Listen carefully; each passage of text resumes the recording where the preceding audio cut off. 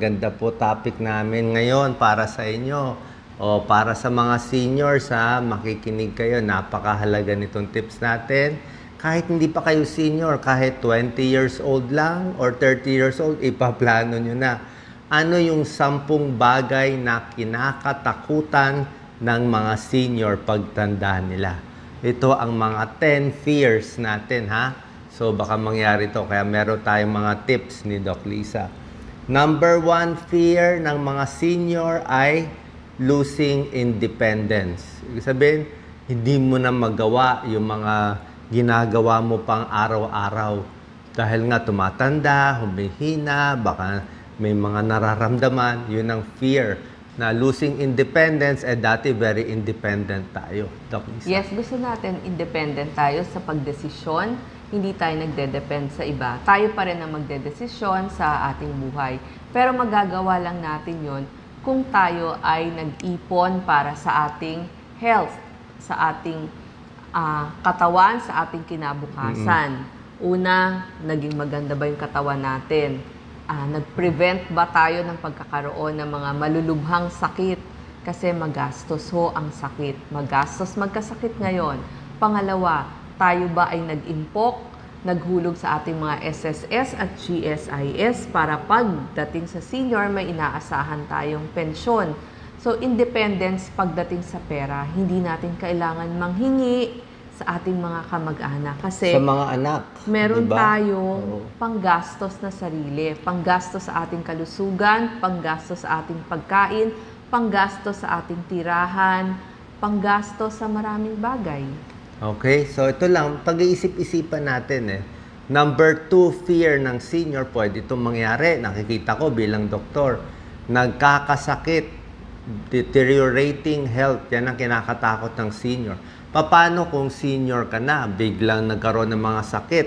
Ano bang common na sakit? May nagkaka-cancer, ang mahal magka-cancer ngayon. Ang tagal ng gamutan, nagka-heart attack, nagka-stroke. O ang mahal ng gastos niya sa ospital, daan-daan libo, may milyon.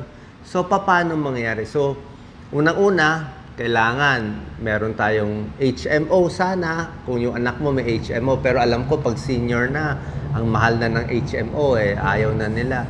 Kailangan may PhilHealth kayo, di ba? Although, ang PhilHealth natin, hindi pa rin siya magbibigay ng maintenance ng gamot, wala pa rin outpatient check-up. Pero pag na-admit ka naman sa ospital, let's say ang bill mo, 200,000. Pag may PhilHealth ka, baka mabawasan ng kalahati, 100,000. Malaking bagay na. At syempre, pagdating sa health natin, kailangan sinusunod yung tips ko, di ba? Habang bata pa, di ba? Huwag manigarilyo, bawas alak, di ba?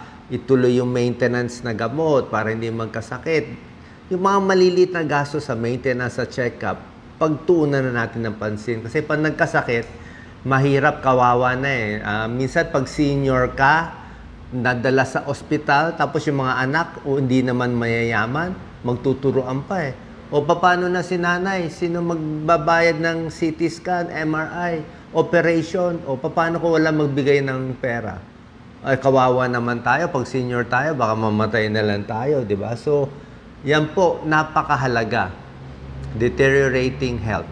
Iwasan pong magkaroon ng mga pangmatagalang sakit na magagastos, katulad ho ng dialysis, ng cancer. So, alagaan ho natin ang ating katawan para hindi ganong kabigat ang ating problema. Tapos, para din hindi magkarayuma, lagi namin sinasabi, mag-ehersisyo, kailangan gumagana pa rin ang isip para hindi ho tayo magkaroon ng Alzheimer's, tapos magra-rubber shoes para hindi tayo magkaroon ng rayuma o sakit sa mga kasukasuan.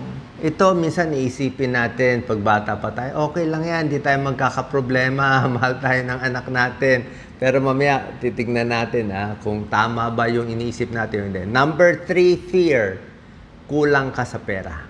Yan, di ba? Yes. Dahil sa gastos sa health, sa mga gamit mo, siyempre pag aging di ba? So, pag kulang sa pera, mas gusto ko, kayo nag-iipon ng pera, di ba? Buong buhay nyo, bago naging senior, meron kayo sariling bangko, may tinutulong kayo sa anak nyo, pero meron din kayo sarili. Sabi nga ni Doc Lisa ito, kayo po mag-comment, ang anak hindi pare-pareho. Means, mas straight talk, real talk. Minsan, anak mo, mahal na mahal ka nung single siya. Ikaw ang paborito niyang mommy at daddy. Pero nung biglang nag-asawa, paano na yan? Siyempre, pag nag-asawa na anak nyo, ang pera niya, ang oras niya, priority, yung asawa niya at yung mga anak niya. Diba? So, paano na kayo nun? Diba? Yung mga bata, hindi pare-pareho ang isip. May anak na nag-aalaga, may anak na hindi nag-aalaga, may anak na nag-aaway. Mahirap umasa sa anak eh. Yes, Doc Lisa? Yes. Mas maganda po wag kayong magre-retire. Meron Tama. pa rin po kayong trabaho, may pinagkakakunan ng pagkakakitaan. Kung kailangan yung may small business, katulad ng sari-sari store, o meron kayong naipatayong paupahan man lang, kahit maliit lang, kasama na yung hinulugan yung SSS or GSIS nung kayo ay namamasukan para meron kayong pensyon. So, ire-respect lamang kayo ng mga tao kung hindi kayo nanghihingi. So, ibig sabihin, may pinagkukunan kayo ng sariling ikabubuhay. Oo, sad to say talaga, pag walang pera tayo, lalo na pag senior, baka ibaliwala. Siyempre, takot natin, malagay ka na lang, mapaalis ka sa bahay, di ba? Yan ang number 4 fear, mawalan ng bahay at mapaalis sa bahay ng mga anak o kung sino man, di ba?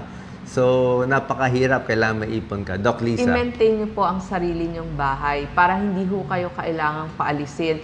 Kasi ang mangyayari, kung pipisan kayo dun sa anak ninyo na hindi naman kayo nagpatayo ng bahay na yun, baka ang mangyari, parang bed spacer na lamang kayo dun. So, pag sarili mong bahay, hindi ka mapapalayas. Sa'yo yun eh. Ikaw ang boss sa bahay na iyon. Oo, so actually ito, ang issue kasi talaga, syempre, una-una, pwede kayong dalawa magtutulungan. Paano kung medyo mahirap na kayo at senior pa? Kaya nga, pagplanuhan ang dami ng anak. Yes. Hindi necessarily kayo magsabi. Gusto nyo ba 6 anak nyo? Kung mapapaaral nyo ng malaki, maalagaan nyo yung 6 na anak, o baka matutulungan kayo. Pero kung yung 6 na anak, hindi nyo naman naalagaan, Hirap na hirap din. hindi rin makatapos ng trabaho, may sakit, di ba? So, baka wala din. Baka kayo pa ang tutulong. Pero kung anak nyo, let's say, 2 lang, pero napaaral nyo mabuti, napalaki nyo maayos, baka mas may chance na matulungan din kayo in the end. Oo. Kaya dapat ipaplano nyo maigi yun. Number 5, fear ng mga senior, pag namatay ang partner. Yan, nakakatakot yan. Diba? Siyempre, yan ang pinaka number 1 stress pag namatay yung asawa. Minsan, marami, Doc Lisa, sumasabay yung lalaki. Let's say, namatay yung babae. Pati yung lalaki, namamatay din within 1 month to 3 months. Yan ang number 1 stress. So, kailangan, syempre, may plano din, may support ng mga anak. Yes, gusto natin medyo same age kayo ng inyong partner para naman hindi masyadong naulila. Kasi syempre, mas gusto mo mawawala kayo sa mundong ito ng medyo sabay. Ayaw mo rin ng sobrang layo ng inyong agwat ng edad kasi syempre, iba na yung thinking ng mas bata at saka hindi mo rin sure kung maaalagaan ka. And isa ko pa hong sinasabi, kailangan paghandaan din ho natin yung pagkamatay natin. Kasi Tama, pupunta oo. naman ho tayo lahat doon eh. Meron hong mga hulugan ngayon na yung tinatawag na memorial. Memorial plan. dapat Mas mura pag yung plan, maaga. yes, na ihanda nyo na saan kayo ibuburol, saan kayo ililibing, para pag nagkabiglaan, hindi ho hirap na hirap yung mga anak nyo. Kasi, tsaka dapat ipaalam nyo dun sa mga anak nyo, ito ang memorial plan ko, dito ako dadalhin, itong gagawin, wala na kayong babayaran. Siyempre, dapat mabait din tayo sa anak natin, di ba? Kasi yan din naman ibabalik na lang. Ito kasing mga topic na to, hindi pinag-uusapan yan eh. Minsan, yung mga anak, wala rin ganong pera. Natatakot sila magkakasakit si mami, si daddy niya, naninigarilyo pa, mga tigas pa ulo. Tapos, paano kung may nagkasakit at nawala, let's say, natuluyan, sino magpapalibing, sino gagastos? Pinoproblema ng mga bata din yan eh, di ba? Yes. Tapos, kailangan talaga pinaplano siya. Kung hindi, magkakainisan lang, baka mamaya hindi pa kayo maalagaan. Kasi oras na magkasakit ang magulang, magdi-decide ang anak. Ang anak magdi-decide kung tutuloy ba yung ventilator, tutuloy ba, Oo, bibigyan pa ba ng antibiotic na mamahalin? Yan ang lagi tinatanong ng mga patient. dapat na Ang tanong ibilin ko, nyo na ho yan. gusto nyo ba gawin lahat para, cardiologist ako, para lahat, gastusan lahat, pinakamahal na gamot, ganito gagawin natin, bibigay lahat, re-resuscitate natin? O gusto mo konting gamot-gamot na lang kasi matanda na, yan na natin, o wala naman tayong pera, o ganyan, o minsan nga wala pa nga nagbabantay sa magulang nila sa ospital. Oo. So, yan ang mga issues. Yung sinasabi ni Doc Lisa, ito controversial din, nasa sa inyo naman to. Paano yung malayong agwat? Palagay natin yung lalaki 60 years old. Yung babae 30 years old, ng asawa sila. 60-30, okay siguro sa umpisa. Kaya lang, paano kung 80 years old na yung lalaki, 50 pa lang yung babae? Diba? Baka iwan siya o maghanap na ibang partner. So, marami ding stress yung ganon. Kaya pag-iisipan natin. Usually, mas nauuna ang lalaki. On the average, ang lalaki mas nauuna ng mga 3 years or 3 to 5 years. Yes, wag lang bibigyan ng husband ng sama ng loob yung babae kasi marami rin akong nakita na sumama yung loob ng babae at nagkaroon ng malubhang sakit. Ganon. Siyempre, kung may chicks na yung Yes, lalaki, opo. tapos Yun po yung ibig kong sabihin. nagkasakit yung misis niya, baka natuwa pa. Siyempre, kayo na bahala. Pumili Conscience kayo, na rin yun. pumili kayo ng matino, mapapagalitan kayo ni Doc Lisa niyan. Yes. Okay, death of a loved one, very stressful. Nakakatakot isipin eh. Mabuti kung sasabihin nyo, nagkasakit, natulog, namatay, okay na yun kung natulog. Yung mga sakit, prolong ang mga sakit. O, yung mga emphysema, sigarilyo, ang tagal niyan. Balik-balik sa ospital. Ngayon. Di ba napag-usapan natin yung antibiotic, may antibiotic ngayon sa ospital, 10,000 per day. Ganun ang gastos. Kaya nga yung iipunin yung pera sa pagkakasakit, alam ko mahirap ang pera. Ang 100,000 pang ospital, parang hindi na kakayanin. Kahit 500,000. To be realistic yung million inabot, sasabihin nyo, hindi kaya. Ganun nga kasi wala nga tayo libre sa Pilipinas. Kaya nga, pag talagang walang pera, wala maibibigay, swero na lang at nanghihintay na lang. Yun nga po, pinapaplanuhan natin. Number 6, takot ng mga senior, losing ability for daily living. Sabihin, magkaka-Alzheimer's, hindi na makakaligo, o hindi na makakaakyat, o baka may mild stroke, hindi na niya magawa. Kaya ang dami kong tips sa senior, di ba? Ang tips ko sa inyo, yung balance, yung exercise, di ba? Pag 50 years old, sinabi ko, liliit na muscle natin. Kailangan high protein ang kakainin natin, di ba? May tinuro pa ako sa inyo, yung mga gatas para sa senior, yung tumutulong sa atin, yung isang company, Birch Tree Advance, at tumutulong sa atin, namimigay tayo ng libre. So, yung mga ganyang gatas na para sa senior, pampalakas, yung may meat na kinakain, kailangan natin yun. Oo. Yung balance, very important. Mag-rubber shoes kasi mamaya hindi na natin magawa. Doc Yes, Lisa? gusto pa rin natin magawa nyo yung walking nyo, exercise, pagbilad sa araw, may konting gardening pa rin, kaya pa rin magluto na hindi mapapaso, hindi masusunog ang bahay. So, iisipin lagi na i-off yung mga gas kasi ayaw natin din na yung mga hindi na pag nagluto, nakalimutan na, nasunugan na ng niluluto. So, ayaw natin mangyari yon. So, lagi presence of mind at saka focus. Nandun pa rin yung focus ng ating mga seniors. Number 7, fear ng senior ay hindi na makakalakbay, hindi na makaka-commute, hindi na makaka-drive, nakakulong na lang sa bahay kasi masakit na yung tuhod, hindi na kaya. Ngayon, pag ganito, siyempre, kung talagang matanda na kung talagang mahina na, o baka mamaya naka-wheelchair, pwede naman pakiusapan yung mga anak na magtoka-toka. Baka yung si panganay, Monday, Thursday. May decking. Yung isa, Tuesday, Friday. O pwede naman gawin nating decking na yung mas may kaya, pera na lang ilalabas. Hindi na siya pupunta. Tapos yung mas walang pera na... Ang taga-alaga. O siya na lang mag-aalaga. Mas maganda rin talaga po kung kayo ay magulang, mas maganda may kasama kayong isang anak nyo sa bahay. Yes. kahit papaano pero minsan ngayon ang mga bata iniiwan na ang magulang at medyo may bago ngayon sa Philippines dumarami na ang parang home for the aged dito.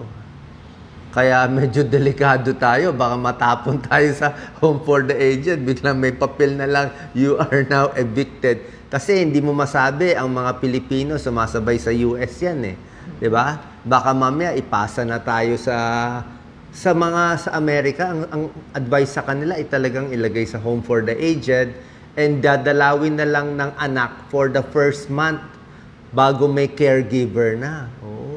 Ang pangit naman ng ganung buhay, no? Kaya pag-isipan natin, dapat may pera tayo para hindi tayo matanda na, malungkot na, hindi na pinapansin. Yan ang fear natin. Number 8, fear. Sunod yan.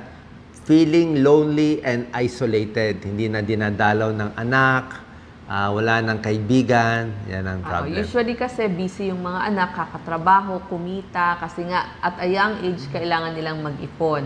So, naintindihan naman ho natin yan. So, ang maganda, meron ho kayong mga kaibigan na same age as you.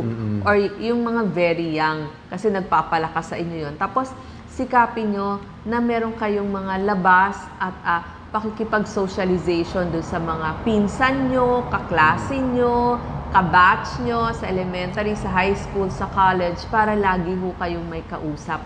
Yung nakakapasyal pa. Diyan nga maganda yung, di ba, yung sinasabi natin na high school, college reunion. Malaki pong maitutulong. Ganon din ho yung mga family reunions. Kasi minsan mas gusto nila ang kausap nila, mga kamag-anak din nila. Siyempre, simple lang yan. Kung ano ang tinanim mo, yan ang aanihin. Kaya kung habang bata pa kayo ay 20, 30 years old, kung mabait din kayo sa magulang nyo, mabait kayo sa ibang tao, hindi nyo minumura o ano. So, pag tumanda ka, hopefully, mas alagaan ka. Kasi kung ngayon, kung inaaway mo rin naman, masungit ka, di ba? So, yan din talaga talagang pamilya.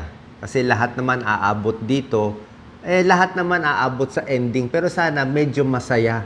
Nakakalungkot yung mga magulang na pinabayaan na lang, lalo na kung may sakit, wala nang silbi o walang pera. Di ba? Yan ang ayaw natin mangyari Kaya nga, tinuturuan ko yung mga senior lagi. Number 9, 10 to ito ang fear natin kung pag nagiging senior tayo, being cared for by strangers. Ang mag-aalaga na lang sa atin, yung di mo kakilala o baka may caregiver na lang o alalay kasi hindi ka na dinadalaw ng anak mo. Baka yung anak mo, ngayon ako bilang doktor, talagang sanay ako sa ihi, sa dumi, sa nana, talaga. Minsan, yung mga anak, baka mamaya ayaw hawakan yung mga, ay, naku, may sakit yan, madumi yan, o mahawa pa ako, di ba? Siyempre, baka umihi na lang, di ba? O mga diapers. Yan ang mga issues. Yan ang mga issues natin, Doc Lisa. Yan ang fear. Yes, Doc Lisa. Yes. Yung sasabing cared by strangers, syempre darating din na magiging caregiver na lang o nurse ang mga mag-aalaga sa atin. Pero sana may isang anak tayo or kamag-anak, kapatid na magde-decide pa rin para sa atin yung pag hindi na tayo nakaka-decision. So, hahanap din kayo ng mag-aalaga sa inyo sa pagdating sa mga decision making. Maraming tips dito. Alam nyo, dapat sa mga anak nyo, dapat fair kayo. Yan maraming nasagasaan. Fair. Walang paborito. Kasi pag pinaborito mo yung isa, sasamaan loob ng iba. Baka sasabihin, yan ang paborito mo, siya mag-alaga sa'yo. O siya maglabas ng pera. O mamaya, magkakasakit na, maglalabas pa ng sama ng loob. Hindi ako paborito. Alam mo na yung mga ganyan. Napakahirap. Napakahirap. Lalo na yung iba, may second family, may third family.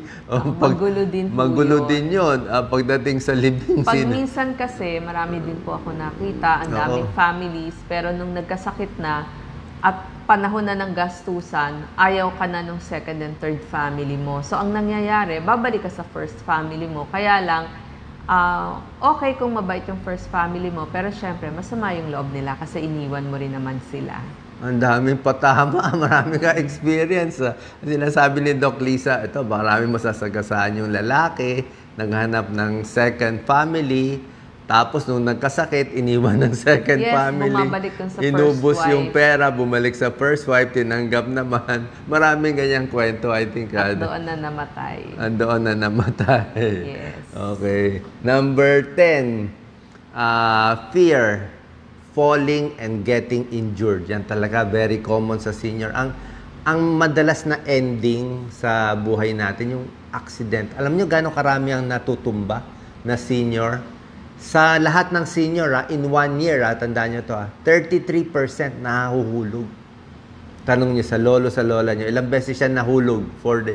May bagsak, kasi hihina nga tuhod eh. Lumiliit yung muscle. So pag nabagsak na hip replacement, ayun na yun. O bumagsak, tumama yung ulo, dumugo, ayun na yun. O, tsaka isa pa, pag tayo nagkakaedad na i-prepare nyo yung bahay dapat. Kung pwede, first floor na lang.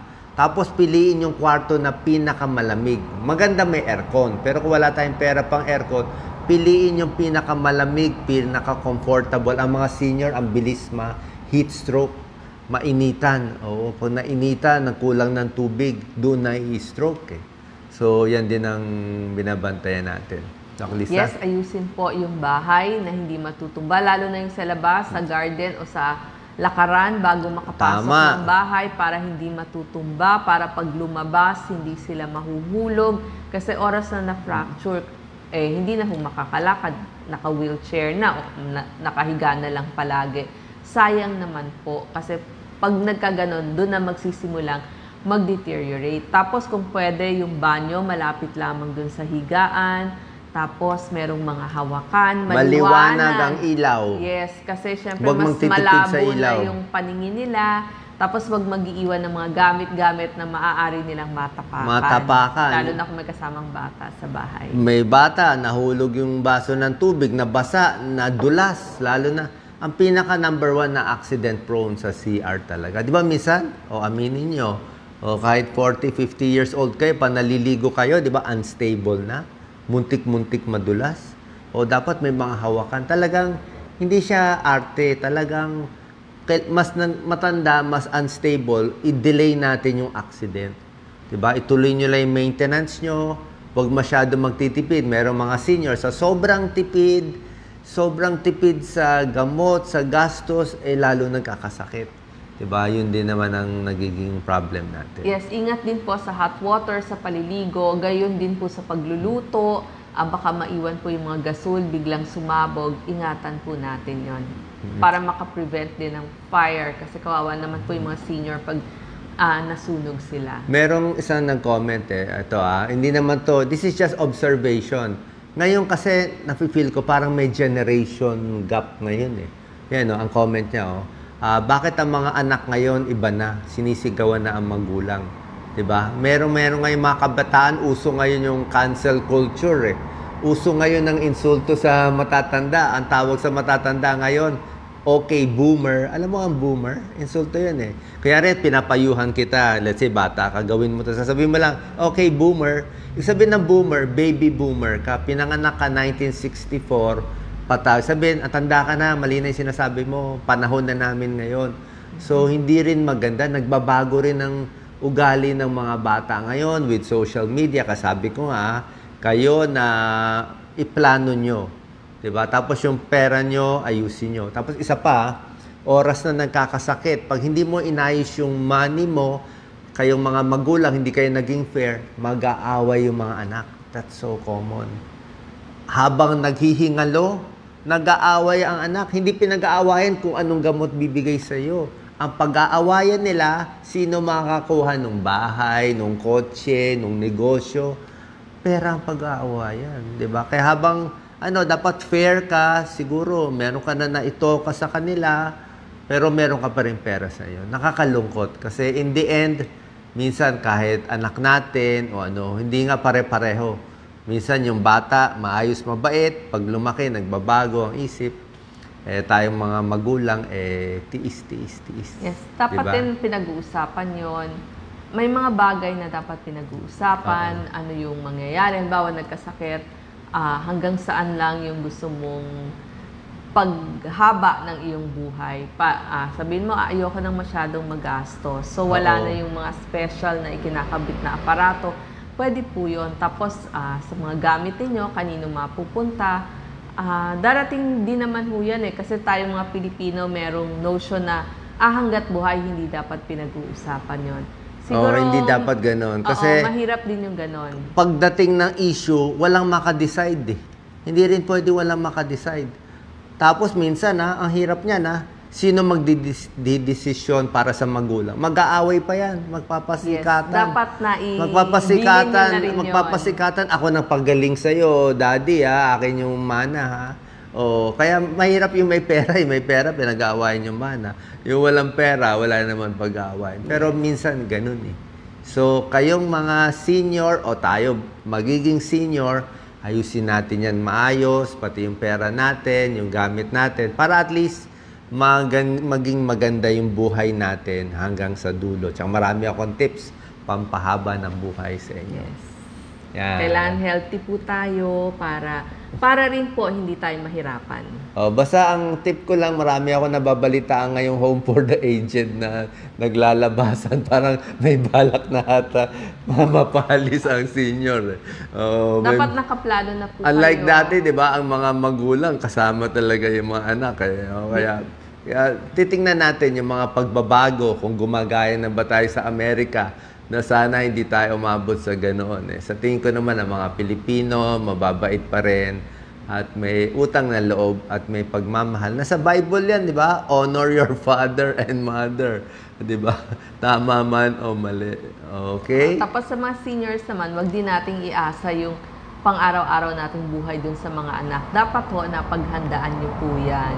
Wag din natin naman silang bigyan ng burden kaya nga ako naganak para siya bubuhay sa atin pagtanda. Ano din po yun? Tulong lang sila, pero dapat pinaghandaan din ho natin. Nag-ipon din ho tayo sa pagkatanda. Okay, basta pag ano ang tinanim, yun ang inaani. Pag mabait ka, maraming mabait sa'yo. Maraming mag-aalaga sa'yo. Pero pag minsan, meron tayong nagawang mali, nung bata pa tayo, minsan bumabalik sa atin. Okay? Maganda yan po, mag-comment kayo para at least maisip natin ano mapaplano sa buong buhay natin para hindi rin natin mapahirapan yung mga may iwan, di ba? Yung mga anak. Dapat maganda yung pagkapasa natin. God bless po. Thank you po. God bless.